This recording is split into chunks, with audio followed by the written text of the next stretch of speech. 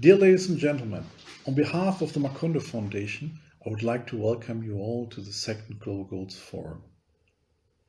At the first conference in 2019, I remember UN Secretary General Antonio Guterres speaking in his greeting note, hopefully of a decade of action. The 2020s should become the decade in which the Sustainable Development Goals, also called Global Goals, would successfully be implemented, in which global warming could be limited and human rights would become not just a declaration, but a reality. Well, that was the match plan for the 2020s. But everything turned out differently. COVID-19, wars, inflation, and other crises have consumed the global sense of unity. We are no longer reaching out our hands. We turn our backs on each other. Our future is VUCA, volatile, uncertain, complex, and ambitious. This is what we're going to discuss in this conference. And to be honest, I think we shouldn't be surprised by this development. The signs of time have been pointing out to a storm for quite a while. The idea of increasing and never-ending growth and prosperity in a global economy was an unexpectedly false dream. We see this clear today, but we hoped to avoid this.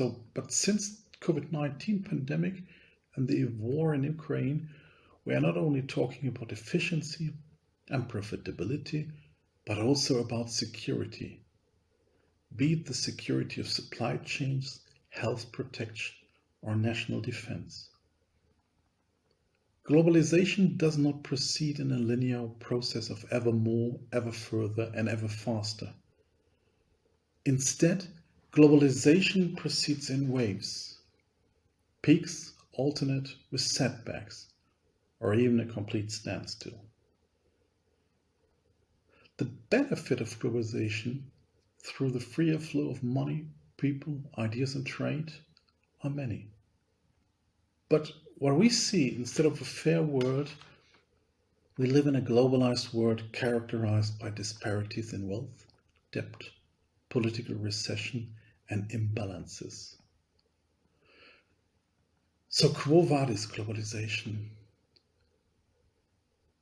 From my point of view, I think 5 trends will be particularly important in the future, and I would like to introduce them briefly. I believe that today during the conference we will have a lot of time to discuss this, and the panels will also focus on some of these aspects. So what are the trends? First, geopolitization instead of economization. What does it mean? I think we observe that more and more countries are trying to reduce so-called critical dependencies in their economic relations.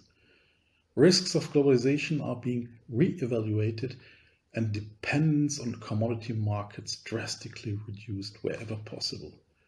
We see clearer than ever, dependency are always accompanied by potential political blackmail. Ultimately, this translates into higher costs and inflation. Maybe this is the political price. Second, block trade instead of world trade. I think this ties in what I have said already.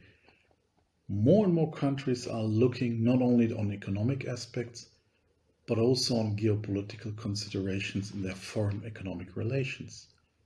So punitive tariffs or sanctions will therefore become more and more common. The international consequences will be many. Trade conflicts, withdrawal from international organizations, and the decline of multilateralism. Trade between these blocs will suffer, I believe, not least because goods and services transactions contain knowledge and information, the so-called intangibles, and entail data flow. This knowledge is at the heart of every economy, so every country will take care to protect this. The third aspect I would like to mention is the switch from efficiency to availability. Until now, the economic order has been oriented oriented towards efficiency. Companies were sensitive to price and cost calculation. Now, however, matters the sheer availability of scarce goods at almost any price, from wheat to natural gas to computer chips and many other things. We don't ask if it's efficient, we ask, is it available? So increasing hyper-specialization and ever deeper value chains undeniably offer efficiency advantages, but they are very vulnerable. So cost-efficient concepts like just-in-time production have already been shaken during the corona pandemic. Maybe we will say goodbye to this model. Maybe in the future we will see just in case and storing goods instead of just in time and lean production. The fourth aspect, which will be important in the future, is something we are debating in political context. It's the challenge between democracies versus autocracies. What does this mean? I think in the face of growing challenges, we in the Western Hemisphere are increasingly observing fragmentations of our societies. City against country, poor versus rich, young against old. The question is, are Western democracies too slow to cope with crisis? And do authoritarian systems do it better? The answer to this question is central to the further course of this century, because it's about hegemony. Hegemony means dominance. In other words, it's about the question of who ultimately determines how the new world order will look like, or what value orientation ultimately prevails. Is it our Western liberal model? Is it another model? Is it an authoritarian model? A paternalistic model? So we have very different models right now on the market, to say so, and it's not so clear what really will win at the end of the day.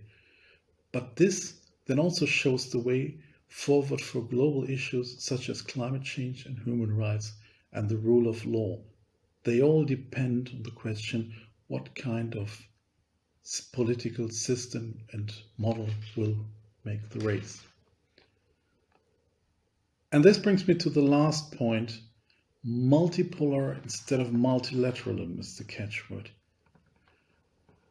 I think the current global crises are likely to lead to a new fragmentation of yet unforeseeable intensity and duration. This has structural, institutional, and ideological causes. Nevertheless, in the future, we will need strong institutions. We really need them, but unfortunately, this is unlikely that national central banks or the World Bank, the International Monetary Fund, or the WTO, the World Trade Organization, will be really able to fill this gap. Why? Because multilateralism benefits from having a strong player to hold the institutions together. In a multipolar world, such a strong player is missing, with all the consequences and uncertainties that arise from this. So we will maybe have the United States and China and other countries there, but will they really cooperate? Will they really work on multilateral basis to solve global problems like climate change? This is really to discuss, and we will see. And what we also will see is whether multipolar and multilateral work well together. Honestly, we haven't tried this before, and this is also an aspect very interesting to observe in the upcoming years. So, ladies and gentlemen, what can I say? The title of this conference, Rethinking Globalization, is therefore more important than ever. I'm delighted that you are our guests today, and we have fantastic speakers, and we have a great moderator, great introductions to all these parts. And I wish us all an exciting discussion. I wish us all good insights, and thank you very much, and enjoy. Muriel, I'm handing the mic over to you again. Thank you.